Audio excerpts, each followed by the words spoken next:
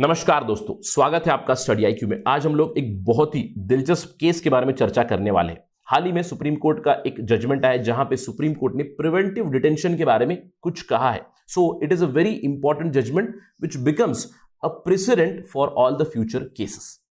क्या कहा है सुप्रीम कोर्ट ने? सुप्रीम कोर्ट ने कहा कि preventive detention is a necessary evil only to prevent public disorder, यानी कि अगर पब्लिक ऑर्डर पे कोई खतरा है, उसके चलते अगर पुलिस ने किसी को डिटेन किया है under the preventive detention laws, then it would be very much valid. ये कहा है सुप्रीम कोर्ट ने।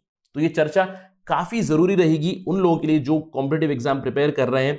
यूपीएससी हो गई, स्टेट पब्लिक सर्विस कमीशन हो गई, या फिर कोई भी जुडिशियल रिलेटेड एग्जाम हो गई। This is a very important discussion. हम यहां पे क्या जानने वाले हैं?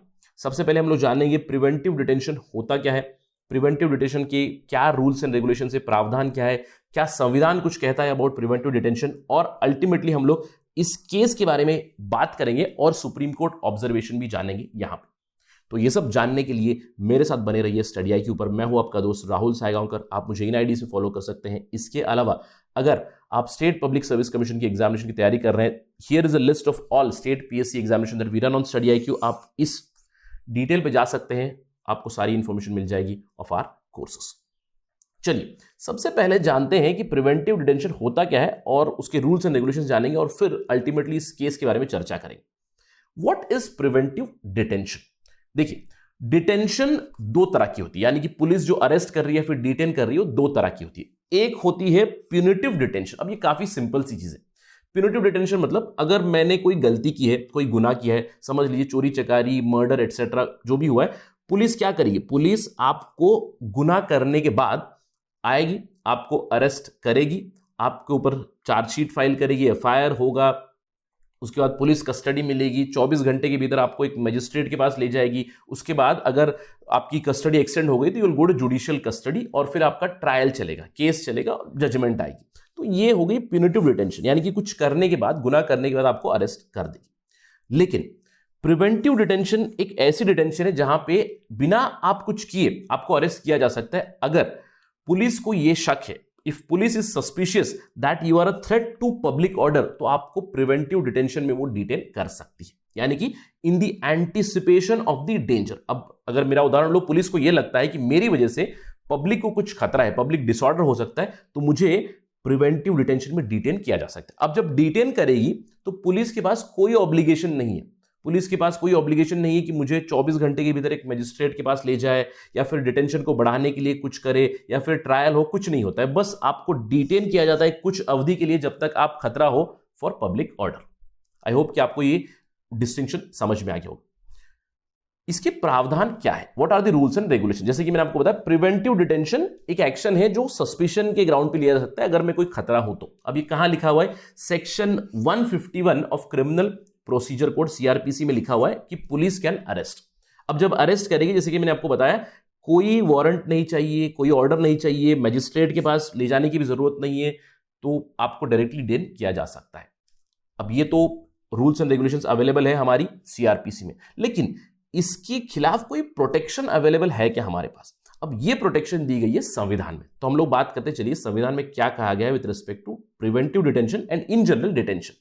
अब देखिए, प्रोटेक्शन अगेंस्ट डिटेंशन आपको मिलेगी अनुच्छेद 22 में, भारत के संविधान में। यहां पे आपको डिटेंशन के खिलाफ कुछ प्रोटेक्शन दी गई है। अभी जो पहले जो प्रोविजंस है 1 और 2, ये आपको प्यूनिटिव डिटेंशन, यानी कि आप कुछ करने के बाद जब पुलिस आपको अरेस्ट करेगी उसके खिलाफ कुछ प्रोटेक्शन देती है। ये जो, जैसे कि मैंने आपको बताया कि no person shall be detained without being informed, यानी कि जब आपको अरेस्ट करेगी प्यूनिटिव डिटेंशन में, this rule applies to preventive detention also, कि आपको इन्फॉर्म करेगी। तो जब आपको अरेस्ट करेगी तो इन्फॉर्म करेगी, आपको आपकी राइट्स गिना देंगे, आपको बता देंगे कि आप लॉयर को हायर कर सकते हो, एटसेट्रा, ये सारी चीजें बताएंगे। इसके अलावा 22 क्लॉज 2 में जिस किसी को भी अरेस्ट करेंगे 24 घंटे के भीतर उन्हें एक नियरेस्ट मैजिस्ट्रेट के पास ले जाएंगे और आगे वाली जो कस्टडी मिलेगी ये मैजिस्ट्रेट देंगे। अब ये हो गई आपको प्यूनिटिव डिटेंशन वाली बातें। लेकिन प्रिवेंटिव डिटेंशन क्या होता है? आप कुछ करने से पहले आपको डिटेन किया जा सकता है। तो यहां पे आप देखिए, एक बहुत ही जरूरी चीज है, आर्टिकल 22 क्लॉज 3 में, nothing in clause 1 and 2 applies to whom enemy aliens, यानी कि एनिमी एलियंस के पास ये राइट नहीं है जो 21 और 22 में क्लॉज 1 एंड 2 में अवेलेबल है। इसके अलावा जो लोग प्रिवेंटिव डिटेंशन में अरेस्ट हुए हैं या फिर डिटेन हुए हैं, उनके पास ये राइट नहीं है कि आपको 24 घंटे के भीतर मजिस्ट्रेट के पास ले जाए। All these rights are not available. Although preventive detention में बताया जरूर जाता है, जो भी लॉज बनाते हैं, और आपको यह ध्यान रखना है कि इट्स अ कंकरेंट पावर, यानी कि सेंटर भी लॉ बना सकता है प्रिवेंटिव डिटेंशन पे और स्टेट भी बना सकता है। वहां पे इन्फॉर्म जरूर किया जाता है कि about their arrest.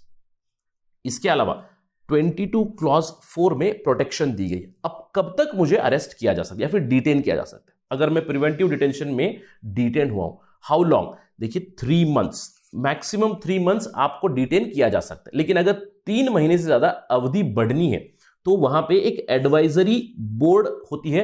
Advisory board consist of high court जजेस जो एक्सटेंड कर सकते हैं आपकी डिटेंशन। अब आप देख सकते हो, मैंने आपसे कहा कि लॉ बनाते हैं, सेंटर भी बहुत सारे लॉ बना चुका है, राज्य भी लॉ बना सकते हैं प्रिवेंटिव डिटेंशन पे, और उस लॉ में इस एडवाइजरी बोर्ड की जो डिटेल्स होती है वो होनी चाहिए। I hope it is clear, right. ये सारी हो गई प्रावधान। अब चलिए चलते हैं इस केस के ऊपर। काफी इंटरेस्टिंग सा केस है। इस केस में हुआ क्या? केस क्या है? Banka Sneha Sheela versus state of Telangana 2020 का केस है। यहां पे हुआ क्या? जो बंका स्नेहा शीला जिन्होंने केस फाइल किया, उनके पति बंका रविकांत को डिटेन किया गया एक लॉ के अंडर। किस लॉ के under? Telangana prevention of dangerous activities act 1986 के तहत इन्हें डिटेन किया गया। अब देखिए काफी इंटरेस्टिंग सी चीज हुई। बंका रविकांत को साइबराबाद यानी कि हैदराबाद जो पुलिस है, उन्होंने ऑलरेडी काफी सारे वो एक्यूज थे, उनके ऊपर चार्जशीट फाइल की गई, उनके ऊपर मल्टीपल धाराएं लगी है। सेक्शन 420, 406, 506 ऑफ आईपीसी इनके ऊपर ऑलरेडी लगी हुई है। अब ये सारी क्या चीज है? Banka Ravikant is basically accused of white collar crimes. अब ये व्हाइट कॉलर क्राइम होते क्या है? जहां पे आप कुछ धांधली करोगे, कुछ चीटिंग करोगे, cheating, criminal breach of trust या फिर क्रिमिनल इंटिमिडेशन, इन सब चीजों में उन्हें ऑलरेडी चार्जशीट किया गया, यानी कि अरेस्ट होने ही वाले थे। लेकिन Banka Ravikant was very smart. Arrest होने से पहले उन्होंने क्या किया? उन्होंने एंटीसिपेटरी बेल ले ली, यानी कि पुलिस इन्हें अरेस्ट नहीं कर पाई। अब इसके बाद क्या हुआ? इसके बाद जो साइबराबाद, हैदराबाद और साइबराबाद पुलिस कमिश्नर के ऑर्डर पे सितंबर 2020, आपको इस चीज पे ध्यान देना है, सितंबर 2020 में उन्हें डिटेन किया गया under the Telangana prevention of dangerous activities act 1986, यानी कि प्रिवेंटिव डिटेंशन में उन्हें डिटेन किया गया सितंबर 2020 में। आज हम लोग अगस्त की बात करें, यानी कि ऑलमोस्ट 10 महीने हो चुके हैं वो डिटेंशन में है। इसका मतलब एडवाइजरी बोर्ड ने भी उसको एक्सटेंड किया। इनफैक्ट ये जो केस है सुप्रीम कोर्ट में आने से पहले तेलंगाना हाई कोर्ट के पास गया था और तेलंगाना हाई कोर्ट ने इस पर्टिकुलर डिटेंशन को अपहेल्ड किया था, यानी कि डिटेंशन वैलिड है करके बताया था। यानी कि एक white collar criminal, accuse white collar criminal, cheating, criminal breach और क्रिमिनल इंटिमिडेशन में इनको चार्ज किया गया, इनको डिटेन किया गया, citing that he might be a threat to society. अब केस फाइल हुआ सुप्रीम कोर्ट में, यानी कि जो बंका रविकांत है उनकी वाइफ चली गई सुप्रीम कोर्ट और वहां पे उन्होंने एक रिकोर्स मांगा। सुप्रीम कोर्ट ने यहां पे ऑब्जर्व किया कि जो पुलिस ने अरेस्ट किया है वो गलत है। उन्होंने कहा प्रिवेंटिव डिटेंशन एक ड्रेडेड लॉ है जो केवल पब्लिक डिसऑर्डर के चलते आप इस्तेमाल कर सकते हो, यानी कि अगर कोई इंसान है जिसको आपने डिटेन किया है, if is a threat to public disorder then you can detain him. अब इस पर्टिकुलर केस में ये एक simple law and order problem है, यानी कि अगर वो एक कॉनमैन भी है, किसी को चीट भी कर रहे हैं, तो it's a law and order problem. अगर उन्हें एंटीसिपेटरी बेल मिली है तो सुप्रीम कोर्ट ने कहा कि आप उस एंटीसिपेटरी बेल को चैलेंज कीजिए, उस ऑर्डर को चैलेंज कीजिए, ना कि उन्हें अरेस्ट कीजिए पब्लिक डिटेंशन में। सुप्रीम कोर्ट ने एक बहुत ही इंपॉर्टेंट लाइन कही।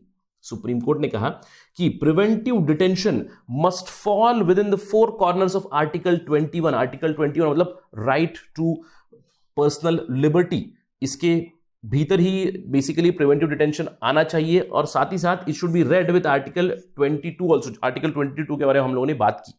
उन्होंने कहा पब्लिक ऑर्डर जो आपने साइट किया कि ये जो बंका रविकांत है is a threat to public order, उस पब्लिक ऑर्डर को लाने से पहले आपको यह दिखाना चाहिए कि पब्लिक डिसऑर्डर हो सकता है। तो जो इन्होंने ये केस देखा प्राइमा फेसी, सुप्रीम कोर्ट ने कहा कि it is a simply law and order problem, और इन्होंने कहा इन केसेस में आप प्रिवेंटिव डिटेंशन अप्लाई नहीं कर सकते। सुप्रीम कोर्ट ने एक पुराने केस में, बहुत ही फेमस केस है मधु लिमाय केस, जहां पे पब्लिक ऑर्डर की जो डेफिनेशन आई थी, वहां पे उन्होंने कहा पब्लिक ऑर्डर क्या है? Public order is defined as harm, danger और एन अलार्म और feeling of insecurity among general public. और ये एक इंसान, एक कॉनमैन जो है, इसकी वजह से क्या पब्लिक डिसऑर्डर हो रहा है, ये सवाल उठा है।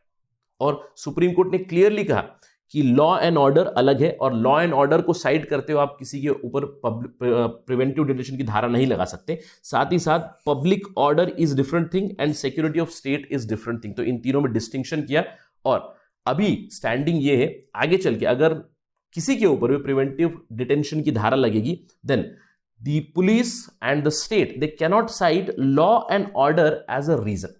उनको प्रूव करना पड़ेगा कि पब्लिक डिसऑर्डर का खतरा है, किसी को भी डिटेन कर रहे हैं तो वहां पे उनकी वजह से पब्लिक डिसऑर्डर हो सकता है, ये प्रूव करना पड़ेगा, तभी जाकर प्रिवेंटिव डिटेंशन में आपको अरेस्ट कर सकते हो, डिटेन कर सकते हो या फिर एक्सटेंशन आपको मिलेगी। That's the implication of this case. That is it right now from my side. Thank you for watching. जय हिंद।